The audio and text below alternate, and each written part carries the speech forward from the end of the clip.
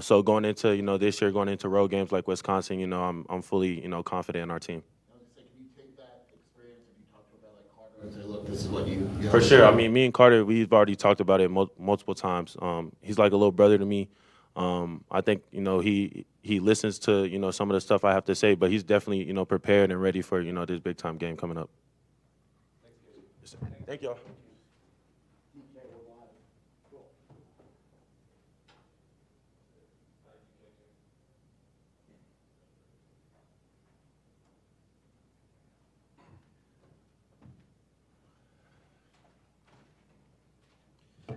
All right, guys. How's everybody?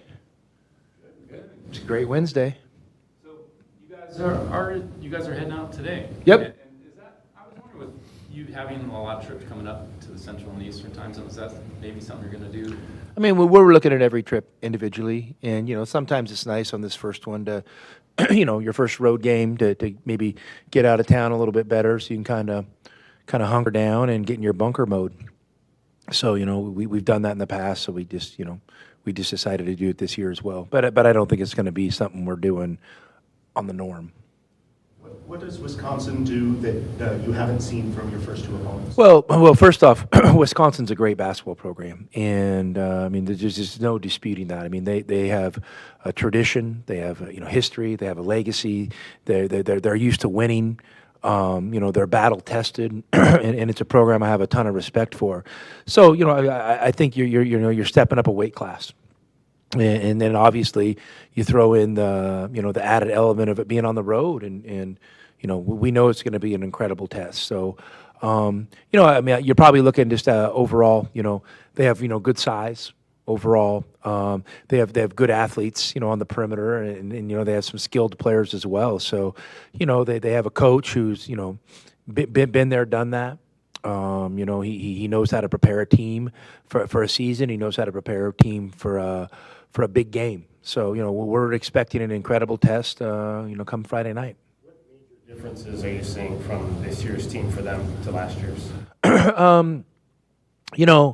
I mean, major differences. I mean, they're running some of the same stuff. They lost an experienced guard. But they have good returning players. They got a 6th-year transfer.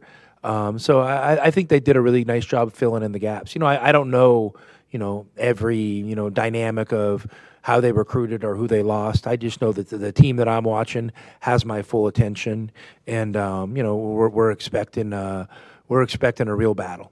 One of the things we saw from Toby in this last game was his ability to post up low on that high-low action, whether it was Krivas or Henry up top feeding him or Trey. What do you like about the two new guys and their ability to create that space down there? Well, they're they're obviously incredibly talented players and great young men.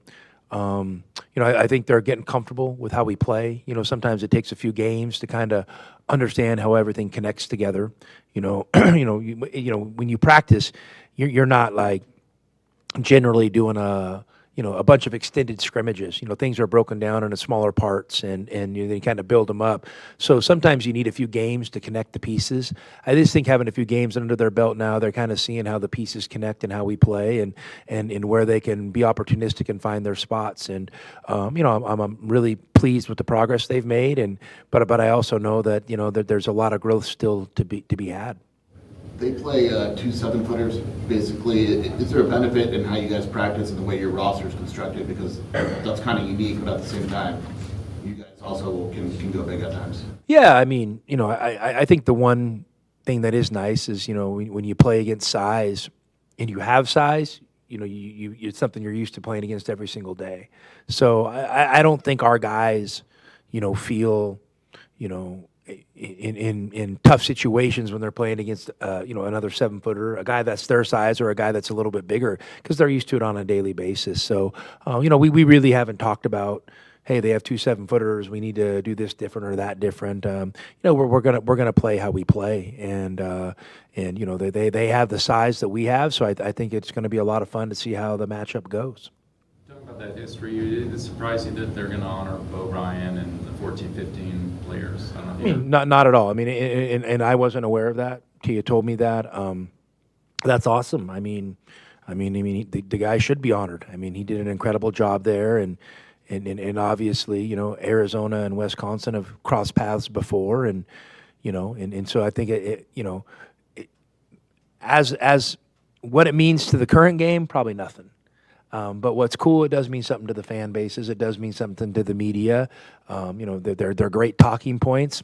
So yeah, that's good. When you have two history-rich programs, I think it's cool when they have shared experiences and fans have memories of those experiences, and they give them good feelings or they give them bad feelings. But for this Friday night and the current players and the current coaching staffs, to me, I think we're more. We respect each other, and we're more excited about the battle that's going to take place Friday night than worrying about what happened in the past. Yes, is it different than last year? Because I remember some of the guys after the game last year here were talking about how you guys did talk about that past history. Now that you're past it and you've had a recent game, has it even come up this week, do you think? We still have 2 days before we play. I don't think it's anything you don't want to, you're not going to avoid talking about.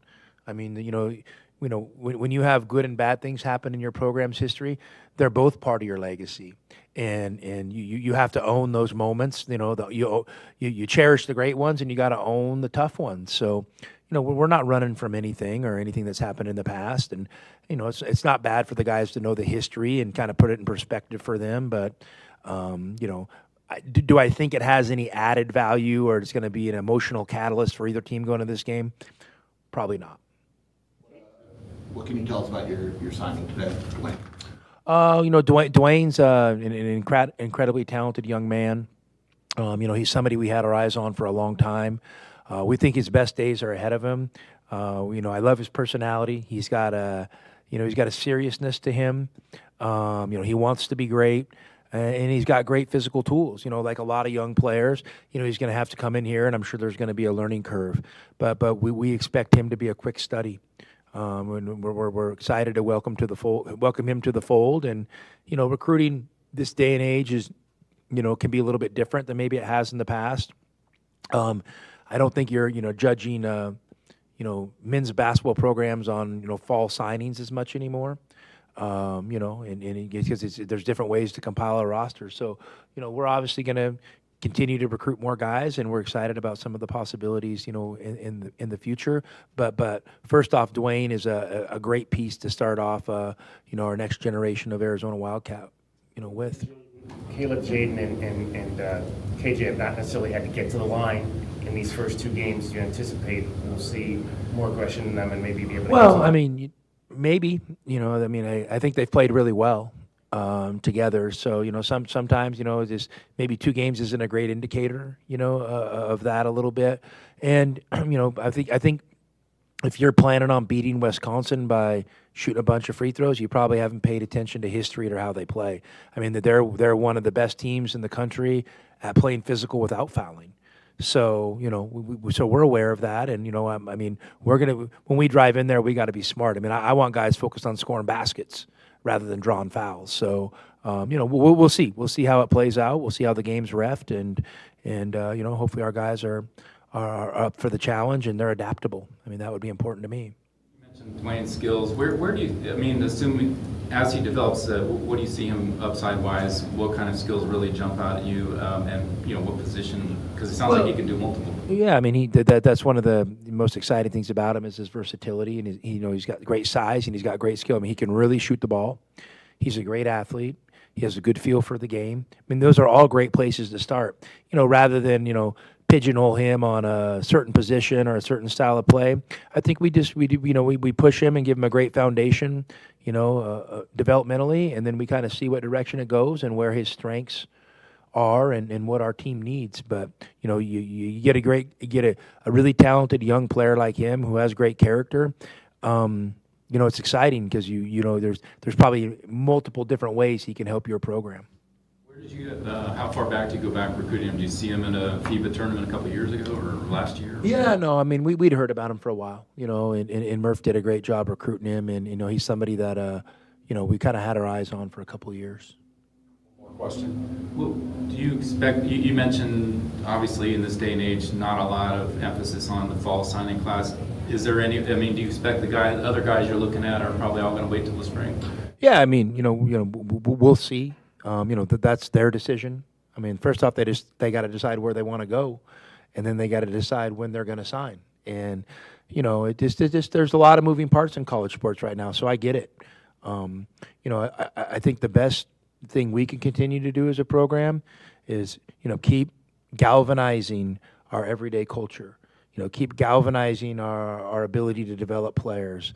And then, you know what? Let's go out and be competitive and be tough and play with great discipline. And hopefully that leads to good results. And then you put all those things together. It seems to me like that gives you the best pathway to kind of rebuild next year's squad. But right now, guys, the focus is on this current team. I mean, and we're really excited about where we're at. And like I said before, I know we're going into some tough spots, upcoming here, but I love who we're going in with. So I'm excited to see how it goes Friday night. Thank you, guys.